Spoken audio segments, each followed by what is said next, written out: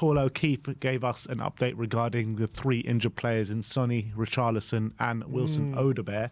And he said, some positive injury news for a change. Tottenham are hopeful that Richarlison and Son will take full part in training with the squad next week and be in contention for West Ham. And there's a hope that Wilson Odobert could join in training as well. It's really encouraging. And if Odobert, I mean, it'll be quite early, won't it? Because they said he was going to be out until the next international break. Oh, I don't know when we did the last update, but Paul O'Keefe said it was going to be 6 weeks from that point, when he said that. I think that was about a week ago, yeah. But to be fair, since the Coventry game, how long has it been? About a month? Yeah. Well, when the time comes around, when they're after this international break, how long would it have been since that Coventry game? Let's see. So that Coventry was right at the beginning of the month. Yeah, so it was Coventry, beginning of September? Yeah. So beginning of last month? Yeah, sorry, yeah. So it would have been, 2 months then? So yeah, 18th of September. Oh. So by the time... So it's about just under a month ago, 3 weeks ago. So it sounds like it could be a speedy recovery. But then again, he's not saying he's fit for the game. He's saying he's hopefully returned to training. So maybe if he returns for like the RZ game or the game after RZ, which is Palace away, 27th, let's say, that would have been about 6 weeks, right? Or 5 weeks. So... But it's really, he was saying 6 weeks from the moment that he sent out the tweet, which was last week. So we all assume that he won't be back until after the next international break in November. So maybe you just so it's positive. Yeah, but still really, really great. Obviously, we saw what he brought to the attack when he was fit. That ability, that dribbling ability. That as much as we've done all right since he's been injured, Brennan's really stepped up. Solanke's settling into the team really well. We still going to need him. But I think the most encouraging thing is, first of all, Richarlison being fit is a massive boost, in my opinion. Having a good alternative, Solanke, give Solanke rest in those Europa League games, and also gives us more of an ability to maybe go 2 up top as well in certain games if we're chasing a goal. And as well, Richarlison, we know if Richarlison, when he's fit, is a capable striker, and I think just having him and Solanke pushing each other is going to be a really good situation, in my opinion. So I'm really excited about that prospect. So hopefully we can keep fit, stay fit, because that's been a big problem of his. But the fact that Son is available after international break and return to full training is very, very encouraging, because having pulled out the Korea squad, as much as Ange was saying, he's battling to be fit for that Brighton game or whatever, the fact that he pulled out the Korea squad definitely had a few alarm bells ringing, because as we've said, I think he hasn't missed a Korea game in over 2 years, or like 2 years or so. And 2022, yeah. So we know that it's very rare for him to do that, and he doesn't do it unless the injury is serious, usually, or there's no chance of him playing. So I was worried that this injury might be a bit worse than we're letting on at the moment, and he was going to be out for a longer period. But the fact that he's back for this game, that also means that he's had a really nice rest for these 2 weeks, which has been really important for him over this international break. And hopefully that's a view of him looking a lot fresher and after international break, because if he would have played for Korea and stuff like that and been in the squad, that would have been a really bad situation. So I think that's really, really great news about Sonny. And we know a good Sonny, a sharp Sonny, is our best attacker. So let's hope that we see that after the international break. Yeah, and I think these couple of weeks would have done him the world of good. He was looking fatigued in a couple of games, obviously got that injury off the back of him talking about how many games he's been playing, and he's been playing too much and all those kind of situations. So when you're looking at these 3 players, Odobert probably a bit further on down the line than Richarlison and Sonny, but all of a sudden gives us a few options in the forward line, because you look at that second half against Brighton, we just had no attacking options to bring on, did we? Obviously, you had Mikey Moore there, but can you really rely on a 17-year-old Mikey Moore to come on and change the game? And I would have started with him and seen what an impact he could have made, but once you see all the kind of rut setting in, I thought it was a bit unfair to bring on Mikey Moore in that situation. So having Son, Richarlison and Odobert available for us will give us, great options off the bench. 100%, and all of a sudden you've got to remember the 5-game winning streak was pretty much without those 5 players, and the attack was starting to click, with Kulusevski and Maddison, but obviously the front 3, maybe not Werner as much, but Solanke and Johnson are definitely starting to hit form. So now we're adding those options back into the team. It's really encouraging. All of a sudden you look at the attacking options, it looks exciting, and it looks like there's a lot of options there once they're back in the team now, which is great. So very excited to get them back, and and we're going to need them over this period because we've got a lot of games coming up. 2 games a week.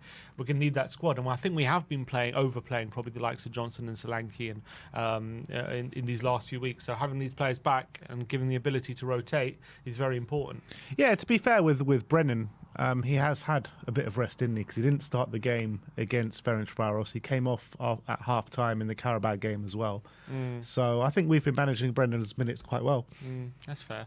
Let's move on and let's talk about Pedro Porro again, because yesterday we brought you on the Tottenham update. His comments regarding Real Madrid and, social media was making a bit too much out of it potentially. And Mario Cortegana is I think he's an athletic correspondent for Real Madrid.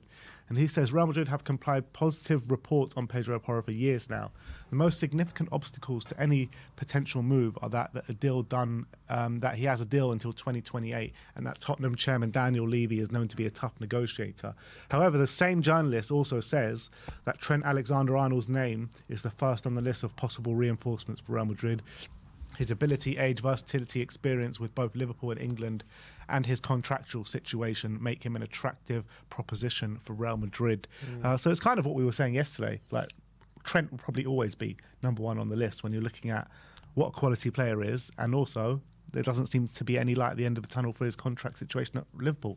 Yeah, and I think if the situations were reversed and Porro had that contract situation and Trent had the deal until 2028, maybe in that situation Porro might be your first choice, but especially with Trent probably being the superior player, his contract running down, so you don't have to negotiate a transfer fee with Liverpool, it's probably a better deal to do, albeit maybe Trent would probably ask for a lot bigger wages than maybe Porro would. But Madrid have dealt with Levy on many occasions, and usually they get their man a lot of the time, but they come out with a few bruises and it's a long process and they don't like dealing with him, I think. So if they can avoid it, they probably will. As much as, as you say, they've been compiling reports, and the progress that Porro's made since he's come to Tottenham has been great, and he's become one of the best right backs in the league, and there's no surprise that when that happens, there's going to be clubs of Madrid side sniffing around him, especially when we're in a position where, at the moment anyway, we're not really challenging for big trophies. When you've got players of that quality, and you've got clubs like Madrid and these clubs every year challenging for titles, they're going to look around to see who could upgrade in for their team at teams who aren't challenging for titles. And unfortunately, Tottenham at the moment fit into that bracket. So there will be clubs of that size looking at our players, but we'll see whether the Trent one pulls off. And I think that will have a large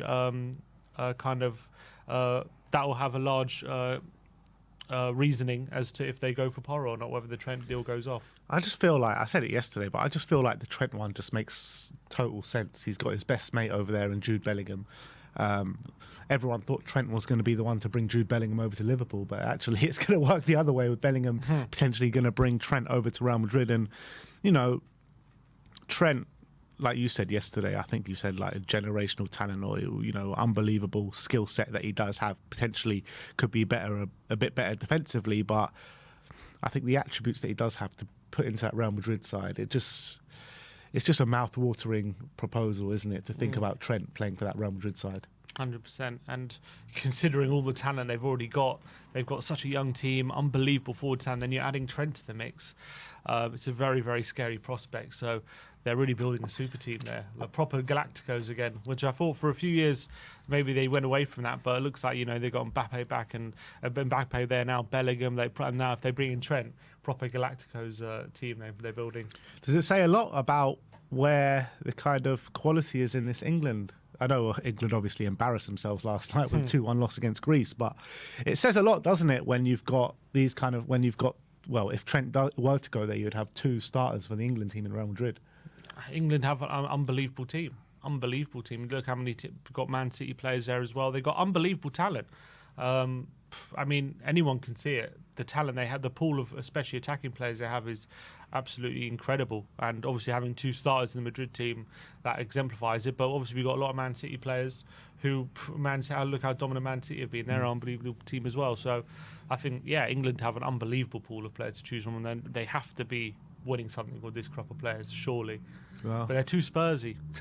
what is it like? How could they lose to Greece last night? I didn't see the game, but it just looks shocking. Yeah, it wasn't great. Part of me also feels like no one really cares about the Nations League. I think that's part of it. It's basically a de facto friendly as much as in theory it's a competitive game. I remember, under Southgate, we lost 4-0 at home to Hungary in the Nations League, and no one, it was a disaster at the time, but let's be honest, no one cares about the Nations League. But Greece, I think as well, were on something extra yesterday because they were brilliant, and maybe they were, really fighting for to win that game for George Bulldog after what happened with him, and you could see maybe that extra motivation in them.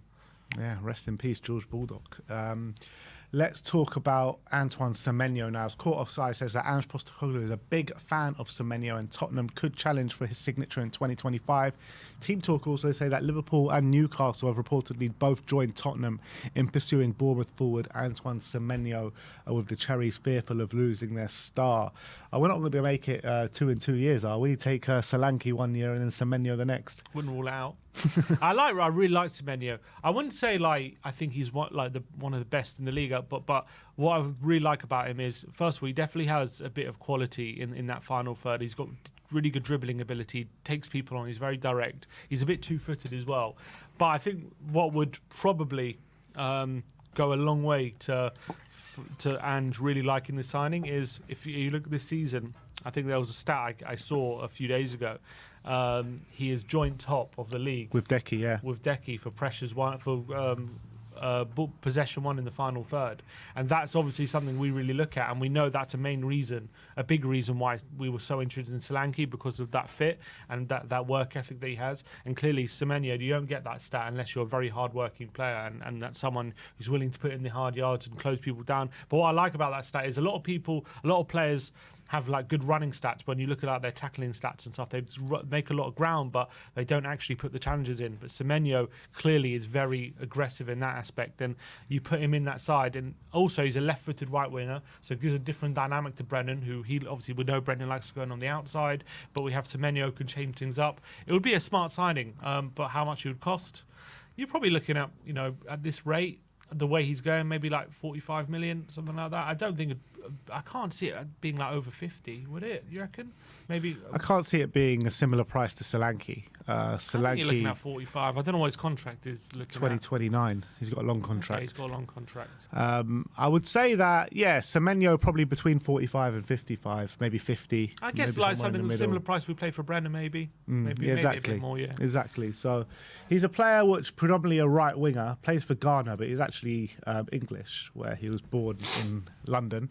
And I would love to see him through the door. I think Brennan and Semenyo would be really good options for that right wing, them fighting for that spot. And then on the left wing, you'd have Odobert, Sonny, and Mikey Moore potential. Well, Mikey Moore can play both sides. So you've got Sonny and Odobert, you've got Semenyo and Brennan Johnson with Mikey Moore that can play, can cover both sides. So if that's the case, if let's say we go into next season with those winger options, is that good enough to maybe bridge the gap between the Arsenals and the Man Cities and stuff?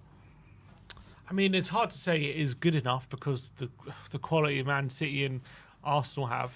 I mean, maybe those options. I know Saka's obviously unbelievable. Martinelli's been a bit off it. Trossard is a very good player. I mean, is it? I don't know if I can sit here and say Semenyo's going to come and win us the league. It's hard for me to say that, but if I do look at those options, there's actually a lot of variation. There's good balance on either side. Is there enough goals in those? I mean, the way Brennan's going, and we know Semenyo this season, he's got 5 goals. He got 8 last season, so he's looking to improve on that already this season. We know Sonny's a goal scorer, so maybe it would be is it? I guess the question is, he's on 3 goals. Semenyo. Is he on 3 goals? Maybe it's an all competition. He's on 5. But still 3 and 6. Yeah, I mean, it's pretty good. He's probably going to improve on that 8 from last season, I would think. So he's getting a bit more clinical as well. I think it gives good balance. I don't know if I can sit here and say it's good enough to win the league. Is it good enough can you challenge in the league with that set of wingers? Well, I think so. Yeah, I'm undecided. I mean, I want to see a bigger sample size of Semenyo this season. Obviously, he's had a really good start, but it's just the beginning of the season, isn't it? So I want to see how he gets on from now to the end of the season. He was doing well as well, wasn't he? Yeah.